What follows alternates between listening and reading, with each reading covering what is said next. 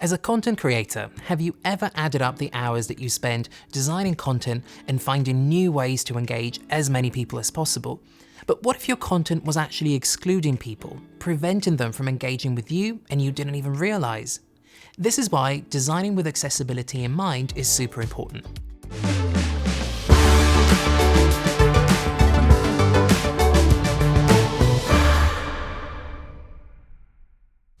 And this is exactly what this video series is about. We'll talk about all things accessibility and share principles and actionable steps to get you started on your journey to designing more accessible social media content. If you want to follow this series and access all the amazing content brought to you by Canva's Design School, don't forget to hit the subscribe button. Alright, let's start with the basics. The first question is, what do we actually mean by accessibility? Simply put, accessibility means creating products and services that work for people and that allow everyone to participate. We often think of accessibility in the physical world. Think barrier-free buildings, ramps, or curb cuts. These are all examples of accessible design. But accessibility is also important in the digital world. In fact, the great thing about the digital world is that we can easily work around limitations that are much more challenging to overcome in the physical environment. For example, you may not be able to put an elevator in a very old building. This means someone in a wheelchair may not be able to access that building. However, with an online shop, you don't have to deal with that. All you need to do is ensure that you bake accessibility into your design process right from the get-go. To get a sense of why accessibility matters, let's crunch some numbers.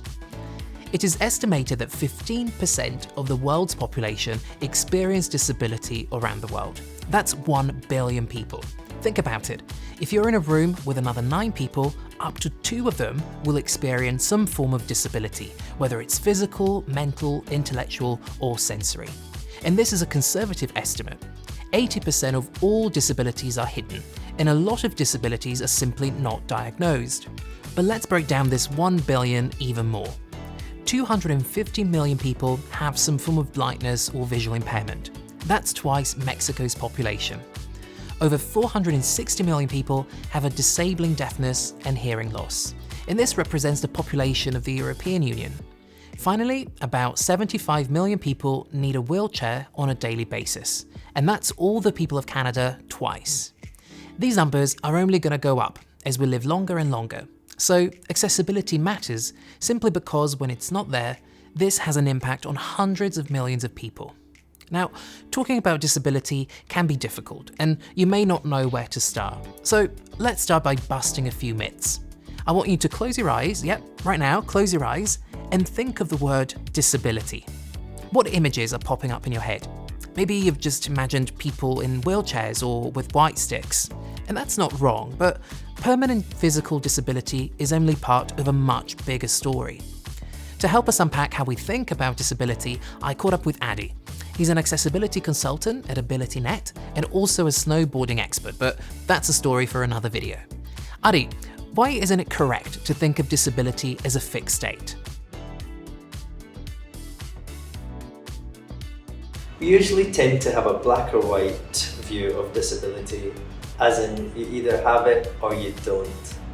Now, the truth is, we may all experience some level of disability throughout the day, and we all inevitably experience disability at some point in our lives as we change and grow older. So it's important to bear in mind that disability can be a permanent state, but it can also be temporary or situational. Say, for example, a temporary disability could be you break an arm or a leg. This will make it difficult for you to use tools and services that are not designed in an accessible way. We also experience disability in everyday situations. Say, when the sun is shining so bright and we can't see our phone screens clearly. Or when we're in a noisy environment and we can't hear what the person next to us is saying. As we can see from those examples, we can all experience disability, whether it's for a temporary period of time or depending on the situation we're in. Also, disability is not only physical, it can be mental, intellectual, or sensory. This is incredibly important to bear in mind. So most likely, you may not even know that someone has a disability on meeting them. Another disability myth that I want to look at with you is the idea that disability is what holds people back in life. We often think that disability is what makes life hard for people who experience it. But what creates exclusion and what actually disables people is bad design. So it's not the disability itself. The way products, services, and environments are designed means that some people can use them easily and some can't use them at all. If products, services are not designed to be accessible and inclusive, they will inevitably prevent a lot of people from accessing them. We're talking at least 1 billion people. So this is what we call a mismatch, the gap between our needs and the way the world is designed. It's these mismatches that cause exclusion rather than disability itself. If the world was designed differently, people would be far less disabled. Also, what we should understand is that when you make a product or a service more accessible, it usually leads to a better experience, not only for people with disabilities, but for everybody. Absolutely. And this actually leads us to the third myth. We usually think of disability as being less or having less of something. Disability does not have to be a minus. If we understand that bad design is what holds people back, that means in the right environment, people with disabilities can express their full potential and thrive. That's so true, Addy. Thank you for saying that. And actually, this is the perfect time to introduce you to Gina, a social entrepreneur based in Mexico.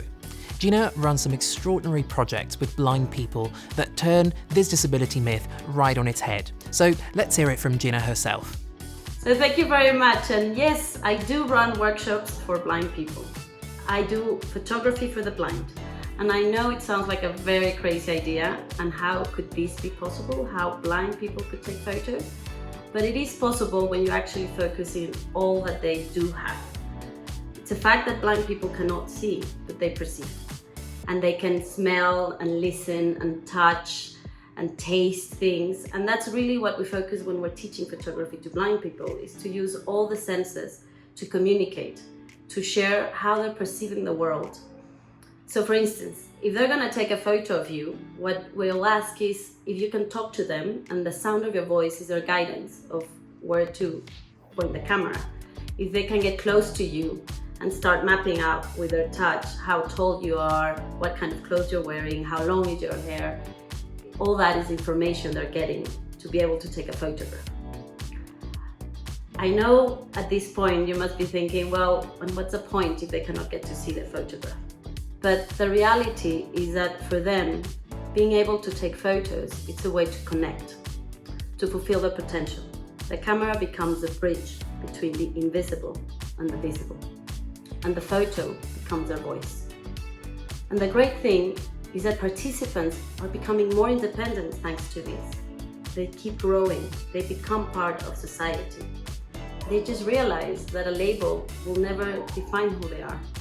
The photo workshops are just part of the story. The reality is that we're also doing these sensory dinners where once again blind people get to show what they're capable of doing when you see what they do have.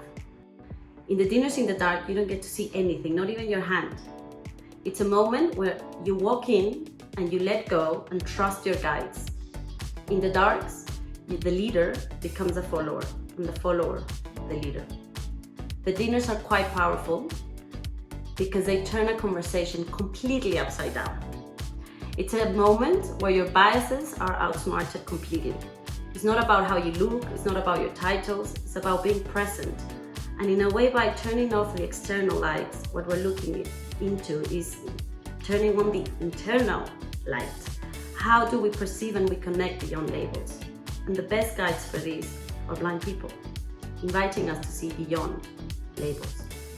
And when the lights go up, and suddenly you can get to see your team and who's around you, and the people who've been leading you, and what you ate, and how the space looks. It's also a moment of awareness and realizing how I would have judged someone from how they look. I would have judged myself even in how I'm interacting with others. And that's the beauty of the Dinners in the Dark. It's a space to just connect and level the playfield as human beings.